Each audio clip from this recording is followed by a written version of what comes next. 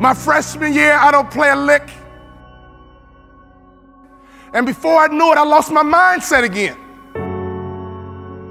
And I began to recalibrate. You know, everybody doesn't play in the NBA. I'll graduate in 4 years. You know what, I just go get a good job. It's okay, it's okay. And at the end of my freshman year, my daddy called me on the phone. He asked me a question. He said, son, you're not playing, why not?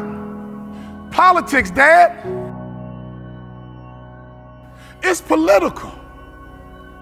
My father asked me a question. He says, how did your coach get paid, son? I said, Dad, he gets paid to win. He says, okay, son, if your coach gets paid to win, won't he play the players to give him the best chance to win?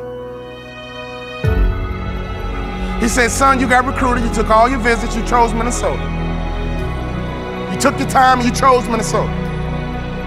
You told me that you're gonna turn that program around. You told me you're gonna graduate in 4 years. You told me you're gonna make more money in business than you did in sports.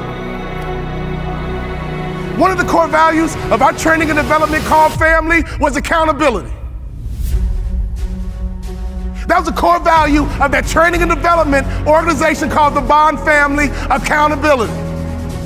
He said, so go back and do what you said you're gonna do. My father reminded me of what I said I was gonna do. I went back to my coach's office. I said, Coach, what do I need to do to play in the NBA? He looked confused. This is what I told him. I'm gonna become somebody different.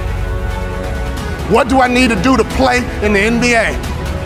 I'm taking this thing to the next level. We about to rise up. So for you to be passionate, your logic and your emotions need to be intertwined. See, some of you guys have the intellect and some of you guys have the passion, but you have to have both to be successful in this business. Sharks are hunters and predators. They never stop swimming. In fact, if a shark stops swimming, it will die. If a shark goes backwards, it will die. Think like a shark, act like a shark, and behave like a shark. Can I ask you a question right now? Can I ask you a real question? Not your neighbor, I'm talking to you. What kind of student are you right now in life? You're in charge of your promotion. If you do 5 million and want to get to 10, you're in charge. In order for you to rise up, you better take your game to the next level. Your mindset needs to go to the next level. Your information needs to go to the next level. Your relationships need to go to the next level. Take your money and get information and access, and you will get good habits and good rituals, and you will go to the next level. Coach, what do I need to do to play in the NBA? He says, you can't run, you can't jump, you can't dribble, you can't shoot, and you can't rebound, son. Next year, I'll be your most improved player. I'm going to think, I'm going to execute, and I'm going to win. I'm going to think, I'm going to execute, and I'm going to win. I'm going to execute what I've been trained to do. I'm connected to a shark.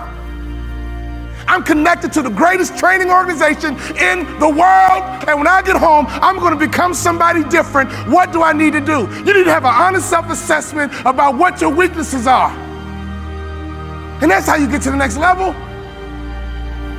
My sophomore year rolls around. We go all the way to the Sweet 16, and I'm the top 6 man in the country. I go back to my coach. What do I need to do to play in the NBA? The list got shorter. The next year, we went all the way to the Elite 8. We were one shot away from the Final Four, and I was the top 6 man in the country. I carved out a niche. And that's what impact players do. They make their community better. They make their city better. They make their town better. They make realtors better. Be an impact player, and anyone in your life, if they need a shark, you become their shark.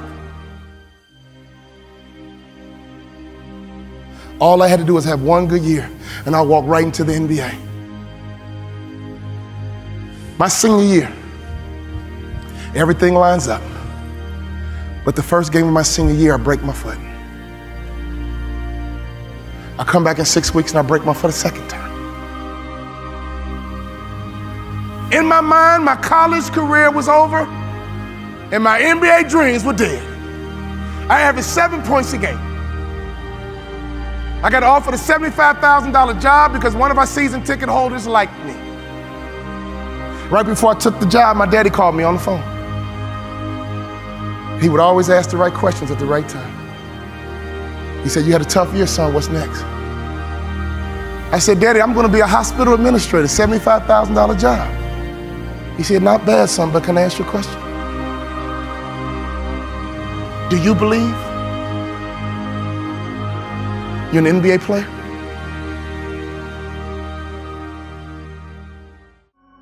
Come on now, Dad. I only average 7 points a game, Dad. We're not like these other black families that just need basketball, Dad. We're educated, Dad. We're not dependent on basketball, Dad. We're balanced, Dad. We're educated, Dad. I got a $75,000 job, Dad. Do you believe, son?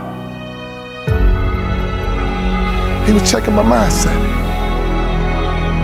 He was checking to see, was I thinking like an A student? Or was I falling back into that C mindset?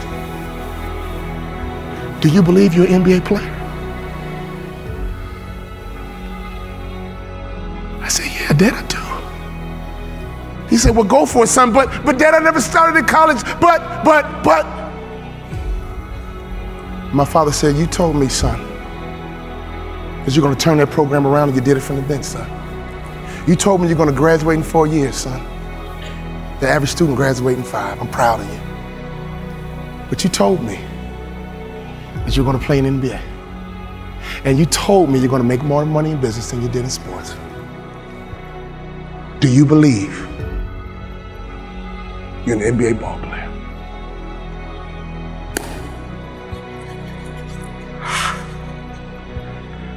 I do, Daddy.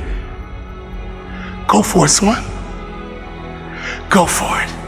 I go back to my coach's office and I said, Coach, what do I need to do to play in the NBA? He teared up. I teared up. He said, I'll be honest with you, son. When I recruited you, I heard you was a mama's boy. But you're not. In fact, you're one of the toughest players I've ever had. I'm a Hall of Fame motivational speaker. I go all over the world running my mouth. But he gave me the greatest compliment I've ever received. He said, you're just like your daddy.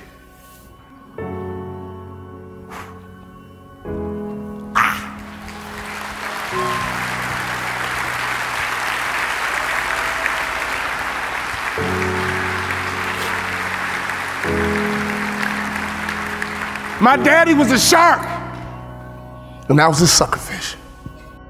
But that moment was my opportunity to turn into a shark myself. If you hang around sharks long enough, it will transform your mindset, and I promise you, you will be like a shark. You will think like a shark. And you can't go backwards, and if you stop swimming, you will die. Brian Buffini, he can't go backwards, and if he stops swimming, he will die. So ladies and gentlemen, you're connected to the right shark.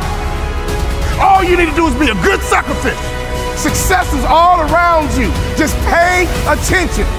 Every time you leave a business meeting, consciously and subconsciously, that person is debriefing you. Are you likable? Do you brighten up a room when you enter, or do you brighten up a room when you leave? Are you good with people? And don't you ever be a Sarah parasite, which means don't you ever come to this conference and go back home and do nothing. And then claim, oh, I tried and it didn't work. No.